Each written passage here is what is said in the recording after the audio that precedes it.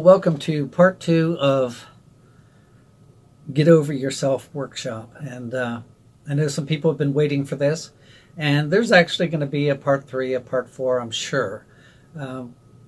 This is sort of a growing workshop in that when people have contributed, when people have commented, it made me think of some things that I could help with, or things that just came to my mind. So I'm also going to do something that I promised myself I wouldn't do, and that is teach something here from workshops that I actually teach out in festivals.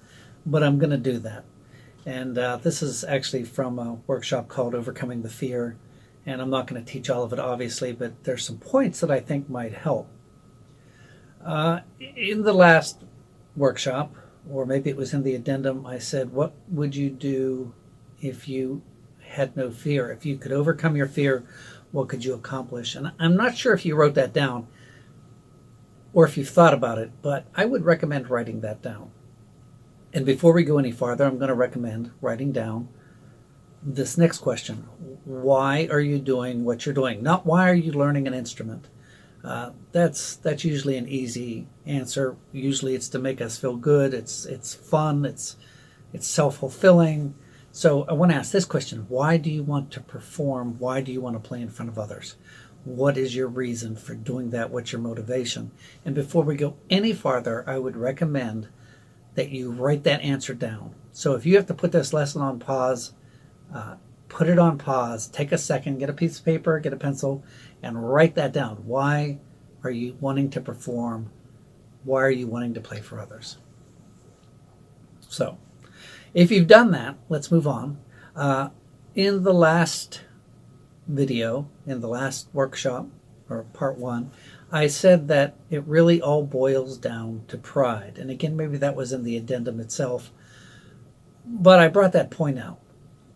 And it confused some people. Some people got it. Some people got confused by it, which I understand. But I want to answer that for you. Most people are afraid to perform or to play in front of others and get nervous for one reason. And that is because we're afraid of making a mistake. We're afraid of making a fool of ourselves. We don't want to look stupid, or somewhere in those 3 or 4 things.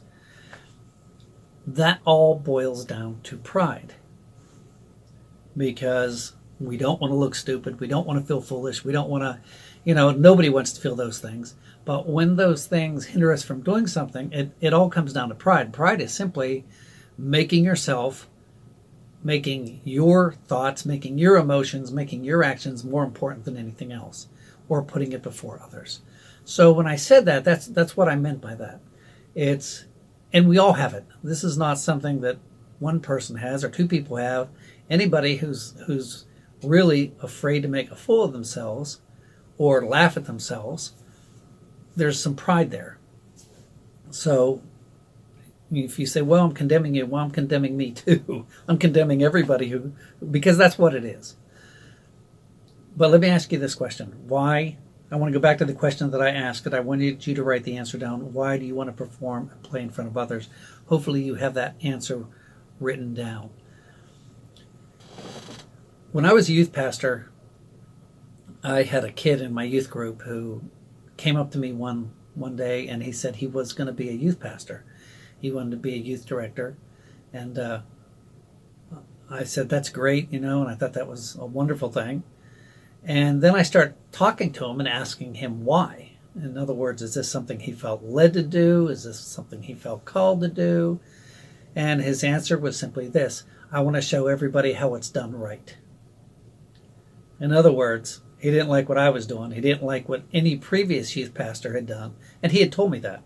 And he was going to show everyone how you do it right. So his motivation was pride, to show everyone else how they're wrong. By the way, he didn't make it through the first year of Bible college because his motivation was wrong.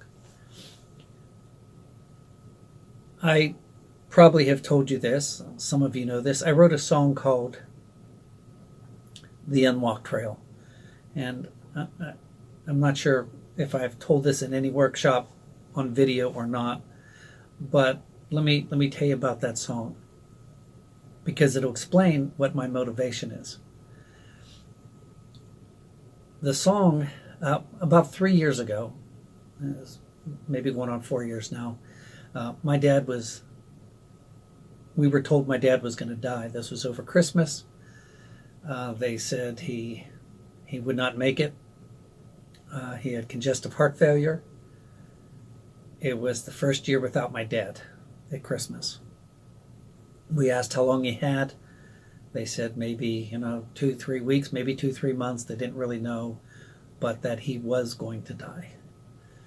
I remember sitting at Christmas watching my mother thinking, this is the new reality. It hit me hard. We were basically in mourning for my dad, thinking he was going to die. And, to me, my dad's Superman. I just can't even imagine him not being in my life. And because we were out of the hospital and it was Christmas, they have different doctors that come in and out. And a new doctor came in, just checking up on him, and said, we need to get him on this pill. And they got him on a pill. He was out of the hospital in 3 days, which is amazing. And then, because of his health, and just because my sister was down there, they decided to move to Florida. So I was kind of losing them again, not near to that same extent, but they were going to be out of my immediate life, moving to Florida. And so I would go down and visit them. And the next year when they came up, and actually when I went down to visit them, there was a trail behind their condo. And it kind of goes through like a little nature preserve. There's the Tampa Bay's actually on one side, and then there's some lakes on the inside. It's a very nice covered trail, like bark covered trail. And I walked it, and I told my dad, I said, we need to do this. We need to walk this together. And, he's got his cane, and I was just walking, not even thinking about it. I was walking. And I looked over, and he's keeping up with me, and I slowed down immediately, and he said, no, just keep going, we're okay. We walked the trail and came back around, and I said, we need to do that every day. And I wanted to do it for him. I wanted to do it for his health. And I enjoyed it, but I wanted to do it for him. I was there about a week and a half, and we never walked the trail again. We did stuff. We went out. My mother was there, and my sister was there, and we went out to eat, and we did things together, and went a couple places, but we never walked that trail again.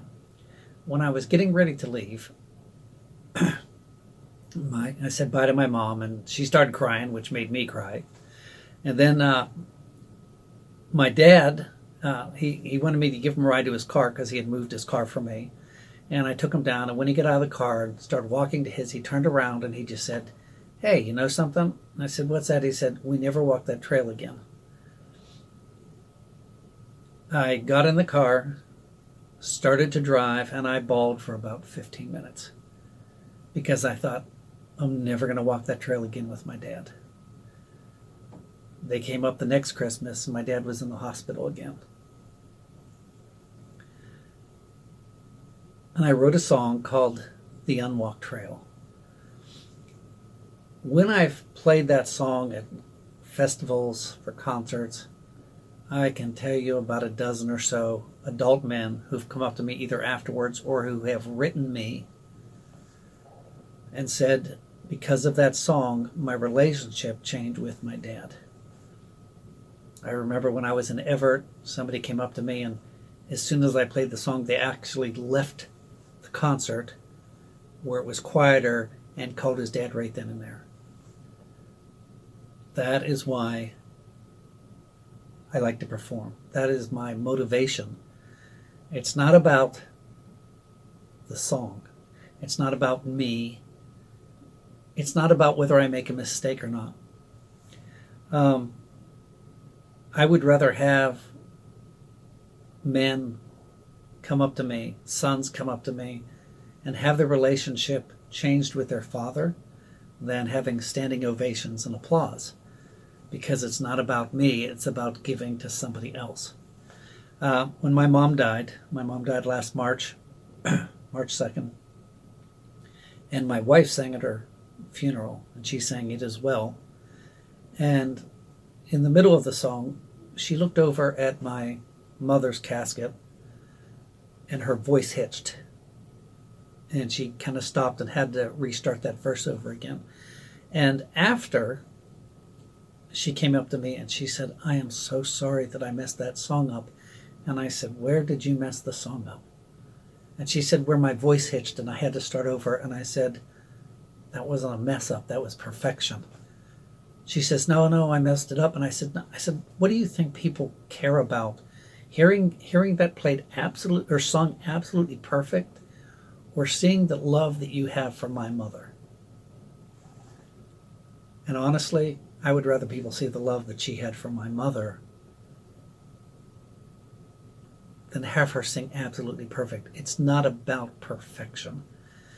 It's about telling a story. It's about sharing. That is my motivation. That doesn't mean that's your motivation.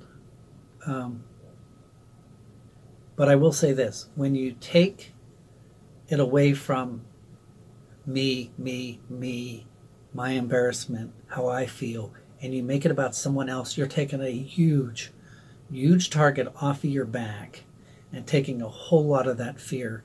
Because when you're giving something to somebody, when you're sharing something with somebody, it's not about you. It's about them. It's what you're doing for them. You know, when you play and perform, it's imperfection that makes the song emotional. It's what makes the song perfect. It's what makes the performer human. There's no big deal when I say that. I mean, I don't like to make mistakes, obviously. Sometimes I feel stupid, but I'm still going to play and I'm still going to feel stupid because I'm not going to let that hinder me. And I'm telling you, that really bothered me before. So when I say you need to get over yourself, you have to get over the embarrassment. You have to get over the worry about making mistakes. And we all, by the way, we all do that. I've said to people, you know, when I have a student, they make a mistake and they say, "Oh, I'm sorry." Am I supposed to say, "Oh, I forgive you"? I mean, it doesn't even make sense. However, when I teach on the workshops, on the videos, I did one today, and I have said probably 3 or 4 times, "Oh, I'm sorry." It's a habit that we have. So you see how ingrained that is. So I hope this has helped. We're going to go, there will be a part 3 with this. But when I say get over yourselves, again, you can be filled with pride about how good of a player you are and make it about yourself. Or you could be so intimidated to play and so afraid to play that you're making it about you as well. So I hope that makes sense. Please leave comments. When you leave your comments, it really helps form these workshops. It helps me to see where people are struggling. And if I can help, I want to help. But I really need your input. So again, this is for patrons only. The only people who see this are on the Patreon site. You know, if that's where you post it. So please feel free to comment. Would love to hear what you think. And let me know how things are going with you as far as getting over yourself. And go back to that question, why are you doing what you're doing, and see what your reason is, and see if it's about you or if it's about someone else, because that right there will kind of tell you where you need to go. So hope you enjoyed that. We will see you very soon on part 3.